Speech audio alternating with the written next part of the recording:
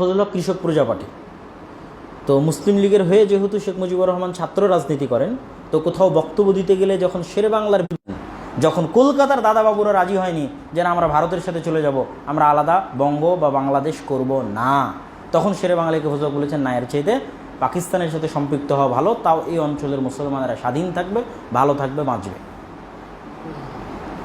তো এইটা তারা তো দীর্ঘদিনের রাজনীতি করে তারা শিখেছেন যে আমাদের এই অঞ্চলের মুসলমানদের কি দুঃখ, কি কষ্ট, কি ব্যথা। 1905 বঙ্গভঙ্গ কিন্তু এমনি হয়নি। 1905 বঙ্গভঙ্গ এমনি হয়নি। 1971 যেই কারণে বাংলার মুসলমানেরা পাকিস্তানের বিরুদ্ধে যুদ্ধ করেছে, ওই একই কারণে 1905 বঙ্গভঙ্গ হয়েছে। সেটা কি? এই অঞ্চলের সম্পদ পাচার হয়ে যাওয়া। একটা গাইকে, একটা গাভীকে আমি লালন পালন করছি, কিন্তু দুধ দহন করে আরেকজন নিয়ে চলে যাচ্ছে। এই পুরো বাংলার অর্থের উপর